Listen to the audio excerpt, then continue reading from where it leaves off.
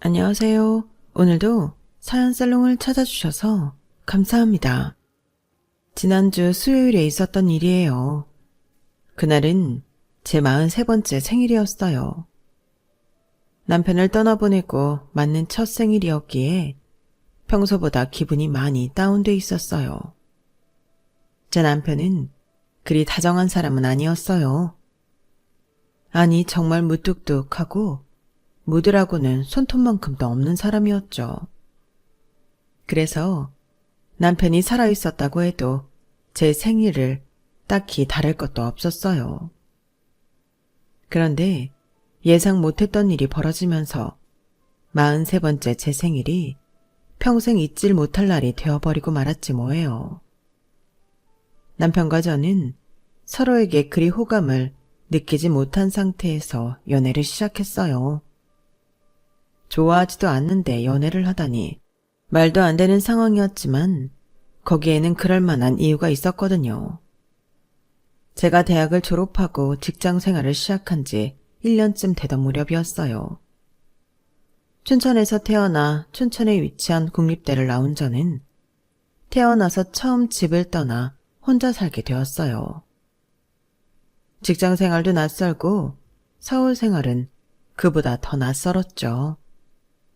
지금도 서울은 집세가 비싸지만 당시에도 제가 살던 지역보다 원룸 월세가 훨씬 비쌌어요.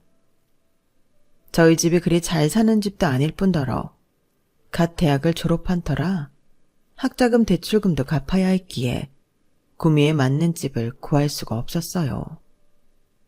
그래서 부득이 전철역에서 떨어진 후미진 곳에 집을 얻게 되었죠. 그때만 해도 조금 부지런히 걸으면 된다고 안일하게 생각했어요. 그래서 이사하고 한 달은 다른 건 생각도 않고 출퇴근용으로 발이 편한 신발을 따로 준비해야 하나 어쩌나 그런 고민만 했어요. 그러던 어느 날이었죠.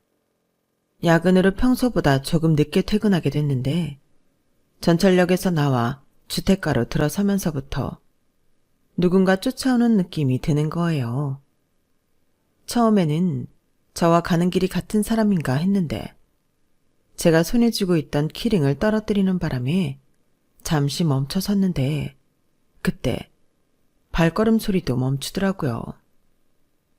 순간 지금까지 느껴보지 못한 극강의 공포를 느꼈어요. 온몸이 얼어붙은 것처럼 꼼짝도 못하겠더라고요. 그런데 그때 마침 제 휴대폰이 울린 거예요. 제 직속 사수였어요. 바로 미래의 제 남편이요.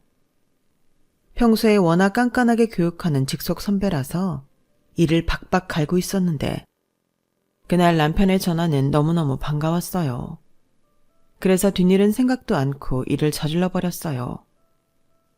자기야, 벌써 집에 들어간 거야? 난 아직 도착 못했어. 자기도 알지? 우리 집 근처 공원, 거기 지나가는 길이야. 그러자 남편은 어이가 없는지 평소보다 낮은 목소리로 그러더라고요. 김정윤 씨, 술 마셨어요? 내가 누군지 몰라요? 누구긴 내가 세상에서 가장 사랑하는 우리 자기지. 회사에서 하루 종일 보고도 벌써 그리워진 거라? 에이, 몰라. 이 여자가 정말 도대체 무슨... 남편은 갑자기 말을 멈추더니 이상한 낌새를 챘는지 긴장한 목소리로 말했어요. 혹시 옆에 누가 있어요? 그런 것 같아. 누군진 나도 모르겠지만. 떨리는 목소리로 그렇게 얘기를 했더니 남편이 잠시 침묵을 하다가 그러는 거예요. 집에 도착할 때까지 전화 끊지 말아요. 아무 얘기나 계속 지어서 하고. 정윤 씨, 정신 바짝 차리고 혹시라도 그놈이 다가오면 소리 지르면서 달려요. 알았죠? 자기가 그렇게 하라면 해야지. 알잖아. 나 자기가 시키는 거라면 뭐든 열심히 하는 거. 그렇게 대도 않는 연기를 하면서 저는 빠른 걸음으로 걸어갔어요. 다행히 저를 따라오던 사람이 제가 남자친구와 통화 중이라고 생각했는지 더는 따라오지 않더라고요. 그렇게 잔뜩 긴장한 채로 집에 도착하고 나니 온몸의 힘이 다 빠져버려서 현관에 주저앉고 말았어요. 그리곤 집까지 걸어오는 내내 꾹 참았던 눈물이 하염없이 흘러내렸어요. 휴대폰 너머에선 남편이 연신 저를 달래고 있었고요. 다음날 회사에 출근한 저는 남편을 어떻게 봐야 하나 한 걱정을 했어요. 그런데 이런 걱정과 달리 남편은 평소와 달리 부드러운 말투로 괜찮냐고 걱정부터 해주더라고요. 지금까지 무서운 호랑이 사수인 줄만 알았던 남편의 또 다른 모습에 놀라기도 했지만 그보다는 고마운 마음이 더 컸어요. 그런데 그게 끝이 아니었어요. 글쎄 앞으로 한동안 퇴근길에 저를 집에 데려다 주겠다고 하는 거예요. 서울에 다른 가족들은 없고 근처에 사는 친구도 없다면서요. 다행히 우리 집에서 5정류장 거리니까 퇴근길에 조깅한다고 생각하면 돼요. 솔직히 그 말을 들었을 때 빈말이라도 거절을 하는 게 맞는 거였겠지만 저는 그러지 못했어요. 너무 무서웠거든요. 부모님이 걱정하실까봐 집에는 말을 하기 힘들었고 제 주변엔 저를 도와줄 사람이 아무도 없었어요. 그런 상황에 남편이 내민 손을 어떻게 거절해요. 그래서 덥석 잡은 거죠. 그러면서도 속으로는 살짝 반신반의했어요. 그렇잖아요. 자기 일도 아닌데 하루 이틀도 아니고 어떻게 매일 후배를 집까지 데려다줘요. 분명히 한두 번 하다가 이런저런 핑계를 대고 그만둘 거라고 생각했어요. 그런데 웬걸 3개월이 넘도록 자기가 약속한 대로 저희 집까지 데려다 주는 게 아니겠어요? 그나마도 그만둔 이유가 남편이 귀찮아서 그만둔 게 아니었어요. 저를 쫓아왔던 인간이 제 풀에 꺾여나가 그렇게 된 거죠.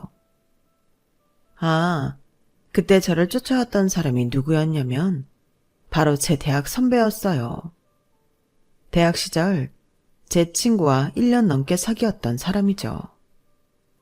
한동안 남편이 저를 집까지 데려다주며 가짜 남자친구 행세를 했는데 2주쯤 지난 시점에 선배가 제게 전화를 했더라고요. 야, 너 남자 사귀냐? 취직한 지 얼마나 됐다고 벌써부터 연애질이야.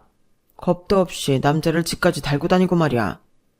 너 그렇게 방탕하게 사는 거 부모님도 아시니? 전화를 해서는 다짜고짜 이딴 소리를 하는데 그때 알아챘어요. 아, 이 인간이 그동안 나를 쫓아다니던 그놈이구나 하고 말이죠. 그래서 선배한테 되물었죠. 이상하네. 나 남자친구 생긴 지 얼마 안 돼서 아직 주변에 알린 적이 없는데. 평소 연락도 잘 안 하던 선배가 어떻게 할까? 혹시 밤마다 내 뒤라도 밟았어요? 맞죠? 그거 선배였죠? 대답해요. 나 스토킹했냐고 묻잖아요. 그러자 선배는 오히려 적반하장으로 저를 나무랐어요. 이게 늦은 시간까지 남자랑 희덕거리고 다니는 주제에 어디서 큰 소리야. 기말할 거 없고 당장 그 자식이랑 헤어져. 딱 보니까 인상도 더러운 게 여자 패고도 남을 놈이니까. 내가 경고했다. 당장 헤어져. 하, 선배가 뭔데 나보고 헤어져라 말아라 헛소리야. 누가 보면 내가 선배 여자친구인 줄 알겠네. 내 앞에 당당히 나타날 용기도 없어서 밤늦게 뒤쫓아다니며 스토킹이나 하는 주제에 웃기고 있어. 그리고 모르는가 본데 내 남자친구가 인상만 더러운 게 아니야. 해병대 출신이라서 자기 여자한테 찝쩍거리는 놈 보면 그 자리에서 반은 죽여놓을걸? 성질이 얼마나 불같은지 선배는 내 남자친구 눈에 띄기만 했다 하면 그날로 이 세상 하직하게 되는 거라고. 한 번만 더 쥐새끼처럼 졸졸 쫓아와봐. 초상 치르게 해줄 테니까. 알았어? 전혀 상상도 못했던 인간이 그동안 나를 불안하게 했던 스토커였다는 사실을 알게 되자 괜히 기분이 우울했어요. 이런 인간을 선배 대접해왔던 게 화가 날 정도로요.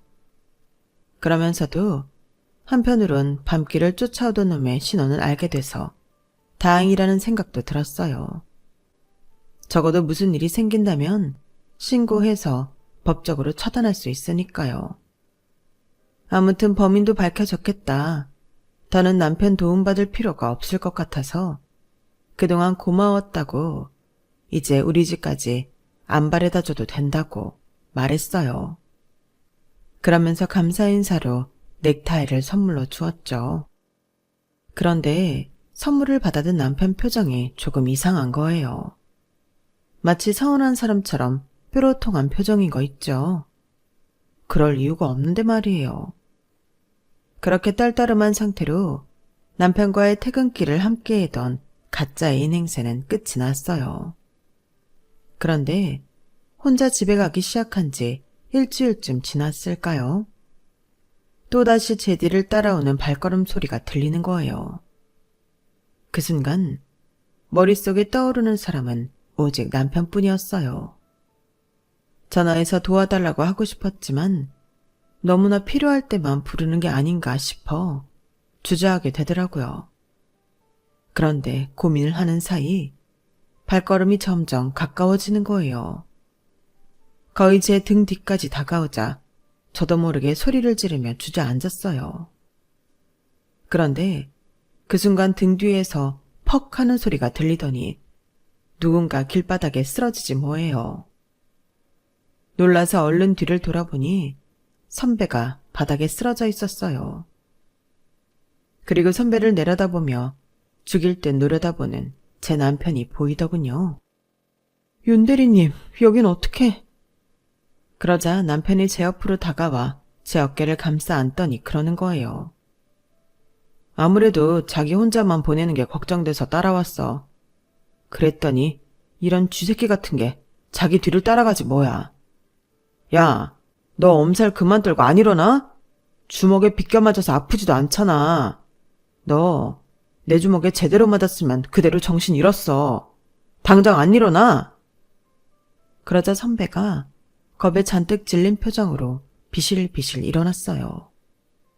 그리고는 뒷걸음질을 치며 그러더군요. 니들 사귀는 거 아니지? 내가 일주일 동안 숨어서 봤어. 정윤이 너 혼자 다니는 거. 그동안 나 보라고 둘이서 쇼한 거지? 솔직히 말해. 그러자 남편이 달려들어 선배 멱살을 움켜쥐었어요. 쇼? 그래, 쇼를 하긴 했지.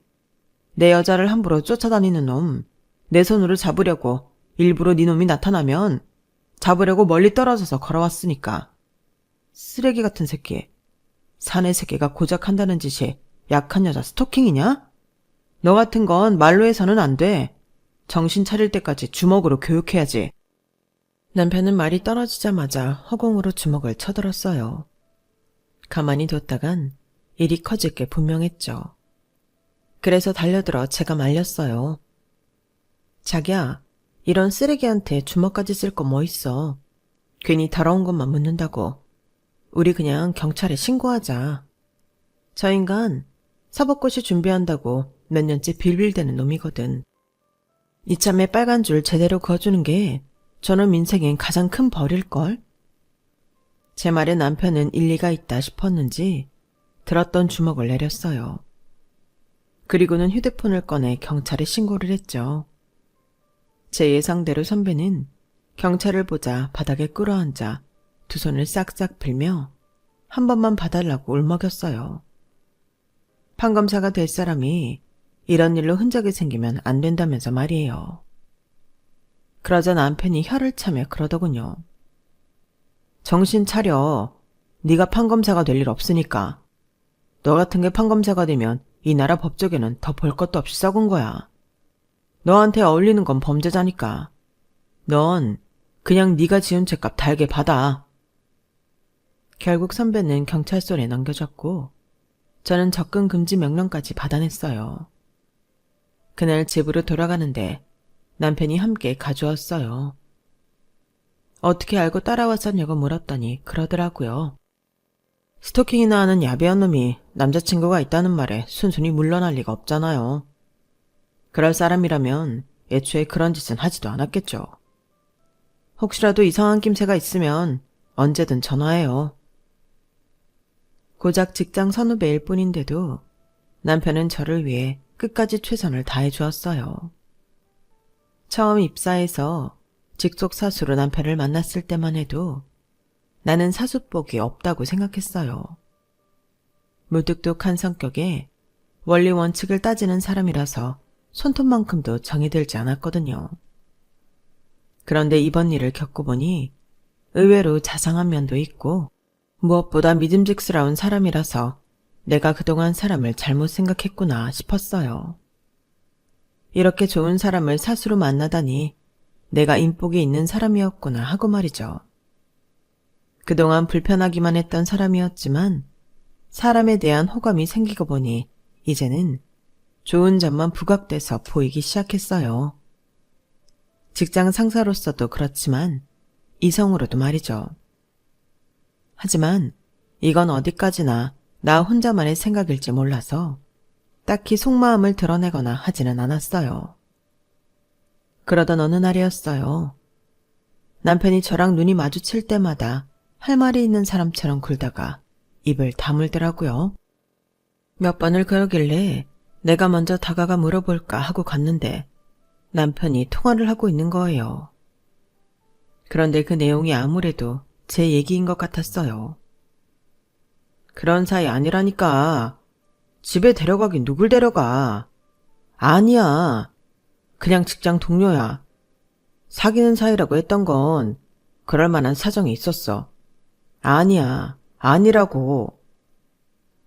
얘기를 들어보니 제가 스토킹 피해를 입고 있을 때 남편이 매번 집까지 데려다 주곤 했는데 그 모습을 여동생이 봤던 모양이에요. 안 그래도 혼기가 차 있던 남편이라서 여자가 있는 것 같다는 신호의 말에 시부모님이 저를 집에 데려오라고 닥달을 하신 거죠. 집에 여자를 안 데려올 거면 선이라도 보라면서요. 통화를 마치고 휴게실에 앉아 한숨을 쉬는 남편을 보니 미안했어요. 따지고 보면 이게 다 저 때문에 일어난 일이니까요. 그래서 다가가 말을 걸었죠. 혹시나 나 때문에 곤란한 일이 생긴 거라면 얘기하라고요. 내가 직접 남편 집에 찾아가서 해명을 해주겠다고요. 그 말에 잠시 생각에 잠겼던 남편은 그럼 이번 주말에 자기랑 같이 좀 가달라고 부탁을 하더군요.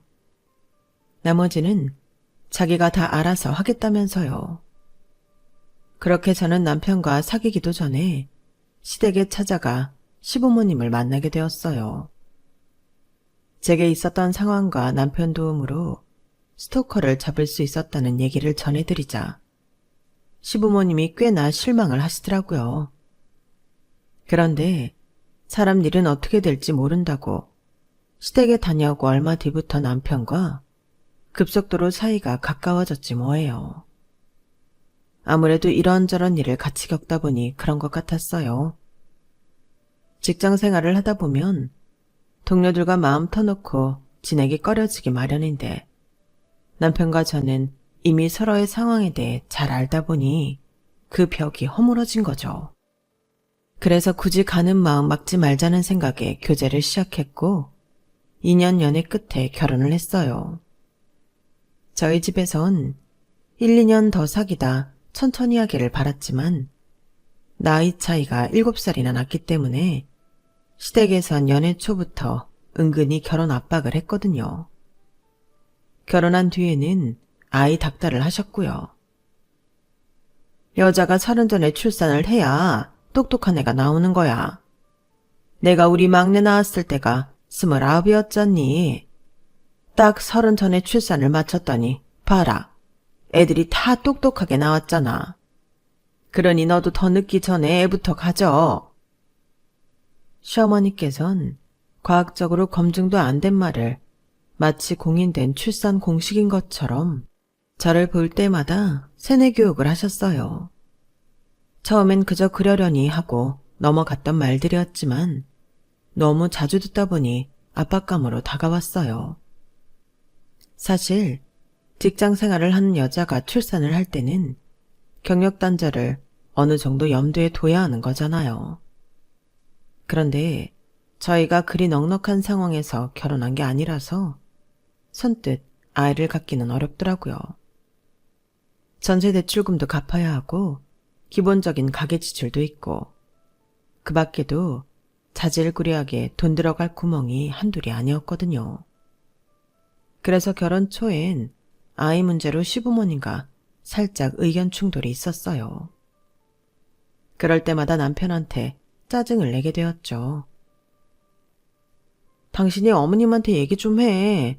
우리 상황에 애를 갖는 건 무리잖아. 그냥 그러려니 하고 넘겨. 엄마가 그러시는 게 한두 번이야.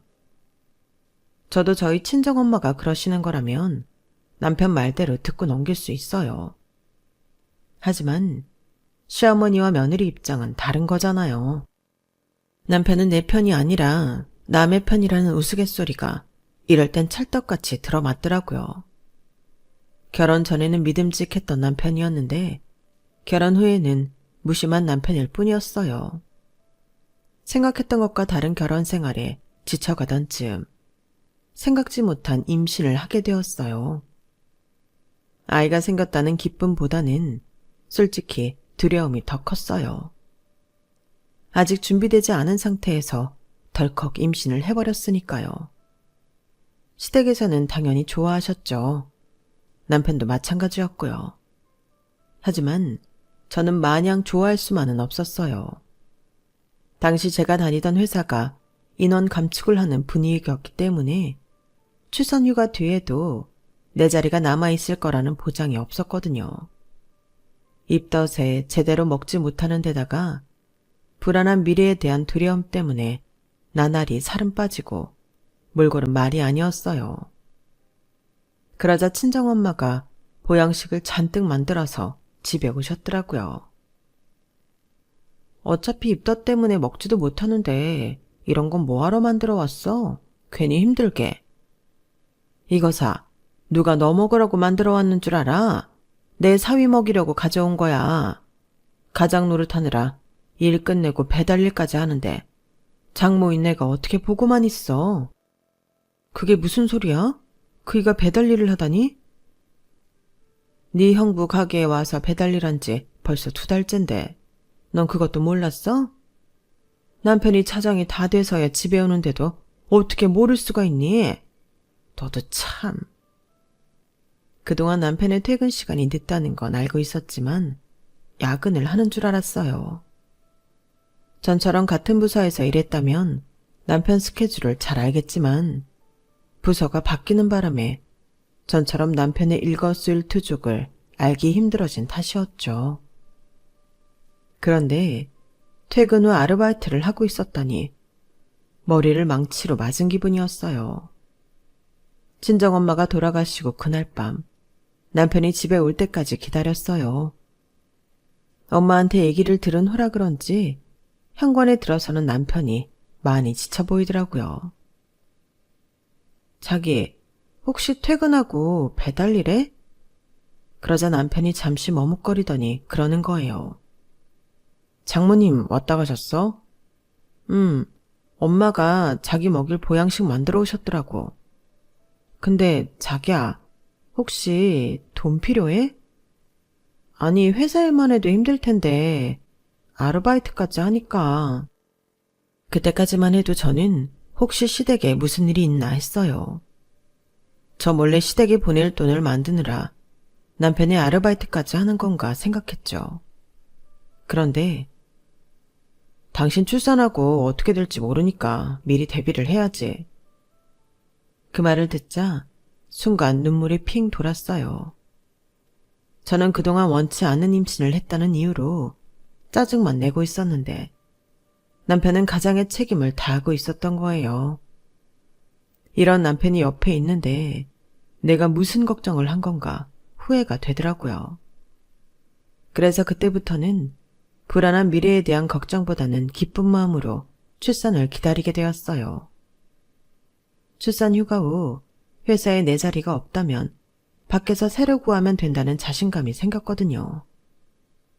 뭐든 마음 먹기 나름이라고 생각을 고쳐먹으니 몸도 덜 고단하고 식욕도 생기더라고요. 그때부터는 입덧도 없이 잘 먹을 수 있었어요. 그렇게 첫 아이를 순산한 저는 육아휴직을 마치고 회사에 복직한 지 3개월 만에 회사를 그만두게 되었어요.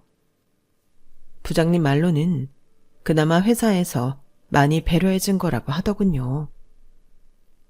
회사를 그만두고 이직을 하기까지 저는 1년 가까이 집에서 육아를 하며 지냈어요. 제가 이직한 새 직장은 전에 다니던 회사와는 달리 규모가 작은 영세업장이었어요.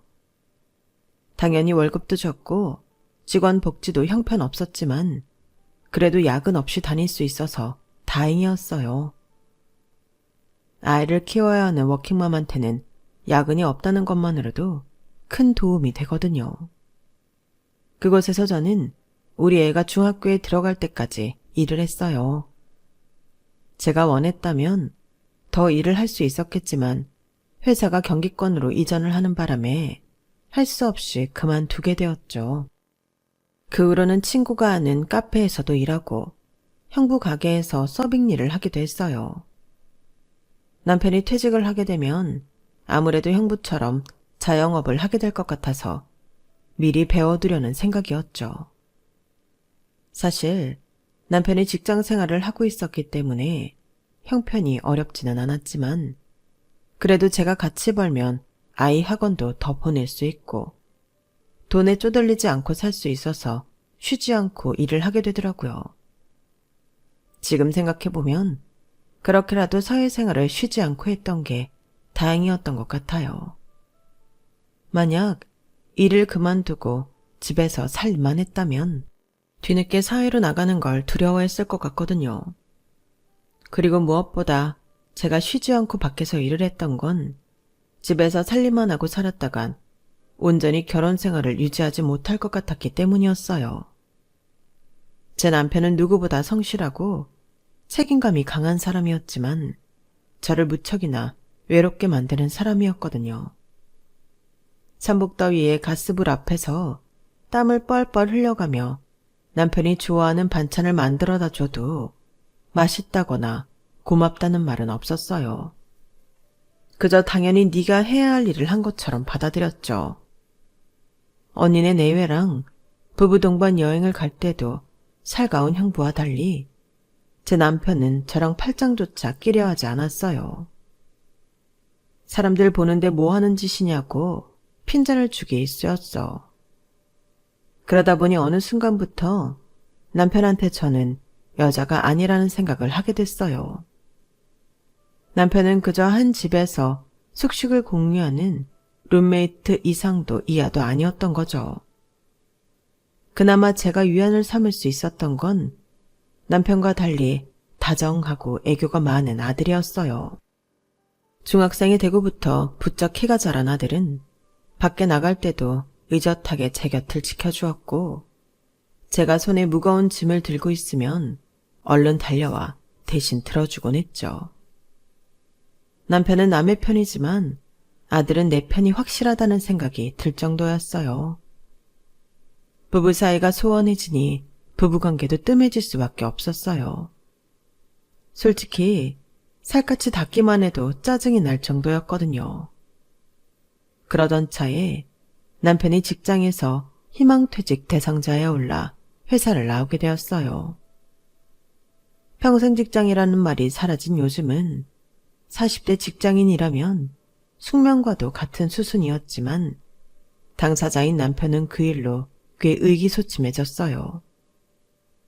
구직 활동도 쉽지 않아서 연봉도 낮추고 소규모 회사에 원서도 넣어보았지만 40대 후반인 남편을 받아주는 회사는 없더군요. 그런데 어느 날부턴가 남편이 새벽같이 나가서 밤 늦게야 돌아오기 시작한 거예요. 집에 돌아와서는 씻자마자 바로 기절하듯 잠들어 버리더군요. 도대체 무슨 일을 하고 다니길래 일어나 했는데 택배 일을 시작했더라고요. 남편이 직접 얘기해 준 건 아니고 형부가 슬쩍 알려주더라고요. 평생 책상 앞에 앉아 일하던 사람이 몸 쓰는 일을 하려니 체력이 버틸 리가 없었죠. 그런 남편이 안쓰러우면서도 한편으로는 서운했어요. 저한테 말 한마디 없이 시작한 일이었거든요. 여보, 제발 무슨 일을 하려거든 나랑 상의 좀 해. 왜 매번 내가 다른 사람을 통해서 당신 얘기를 들어야 돼? 그게 뭐가 중요해. 알았으면 됐지. 당신 정말 1억이야? 왜? 죽을 때도 당신 죽은 거 다른 사람을 통해 알게 하지 그래? 그땐 화가 나서 생각 없이 던진 말이었는데 그 말이 씨가 될 줄 누가 알았겠어요. 남편이 택배 일을 한 지 1년이 조금 넘은 시점이었어요.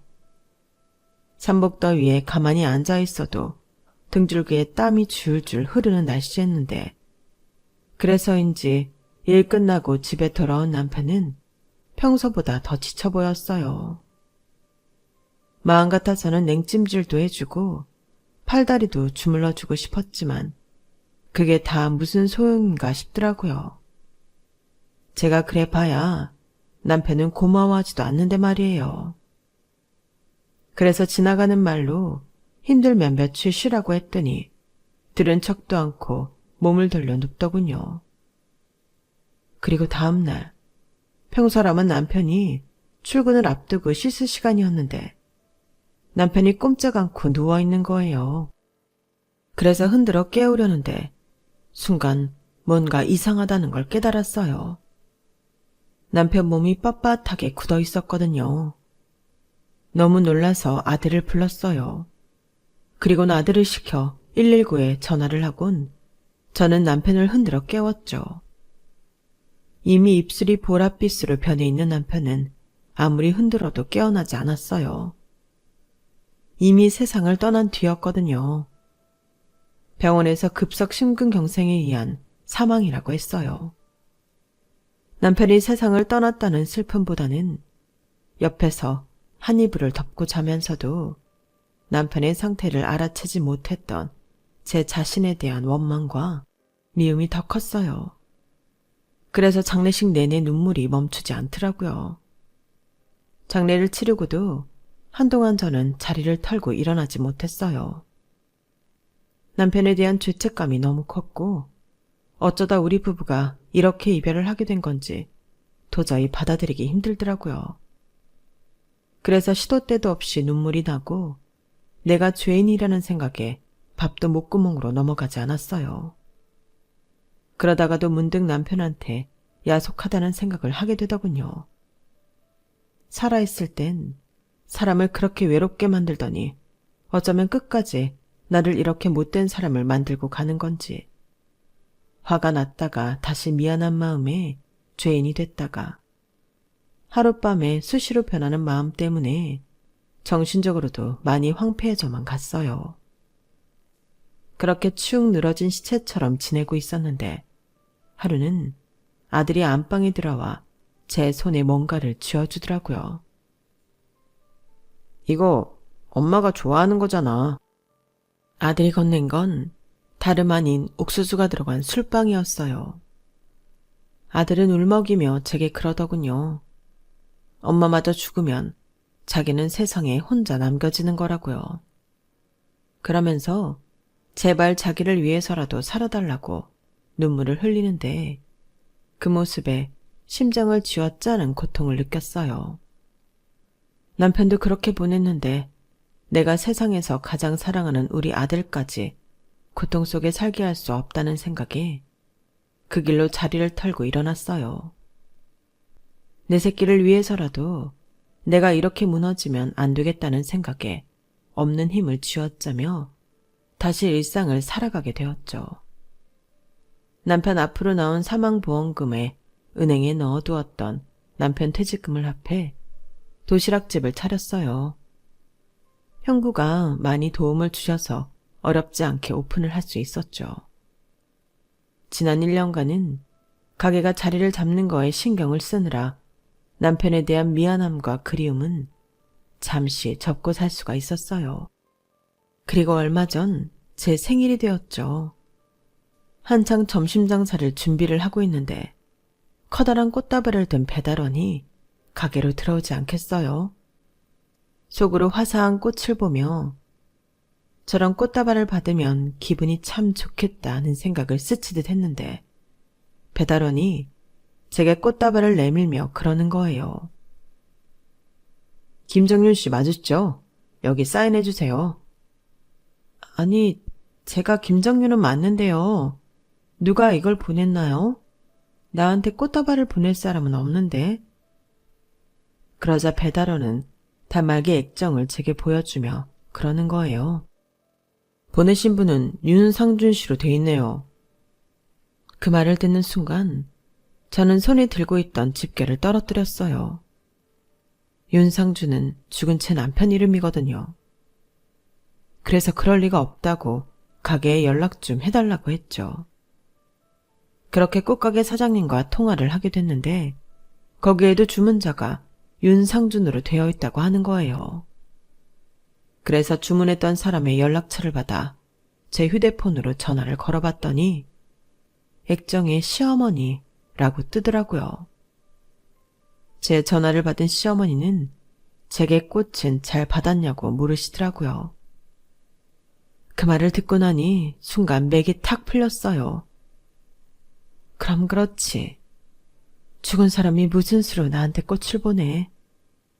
이런 생각에 한숨을 푹 쉬었더니 어머님이 그러시는 거예요. 내가 보낸 거라서 실망했니? 진우애미야, 근데 그건 내가 보낸 게 아니고 네 남편이 보낸 거야. 네? 그게 무슨 말씀이세요? 그 녀석이 지가 죽을 걸 알고 그랬나? 죽기 얼마 전에 뜬금없이 전화해서 그런 소리를 하더구나. 혹시라도 자기가 먼저 죽으면 진우애미 생일에 꽃다발 좀 보내달라고. 너랑 살면서 꽃 한 송이 사준 적이 없어서 마음에 걸린다나? 그렇게 미안하면 지금이라도 네가 꽃이고 옷이고 선물 좀 하라 그랬는데 그렇게 일찍 세상을 떠날 줄 누가 알았겠니? 그러니 그 꽃은 네 남편이 주는 선물이라고 생각해라. 어머님과 전화를 끊고 그대로 주저앉아 한참을 울었어요. 내게 애정이 없는 것 같은 남편을 늘 야속하게만 생각했는데 그래서 그리워하기보다는 빨리 잊으려고 애를 썼는데 남편이 나를 또 이렇게 감동시켰으니까요. 오랜 시간 한 입을 덮고 살면서 사랑도 애정도 다 시들어버렸다고 생각했는데 남편 마음은 그렇지 않았다는 사실에 고맙고 미안하더군요. 43번째 생일에 받은 남편의 꽃다발을 저는 평생 잊지 못할 것 같습니다.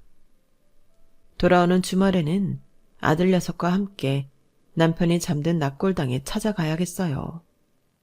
가서 고맙다는 말을 직접 전하고 싶거든요. 지금까지 제 사연을 들어주셔서 감사합니다.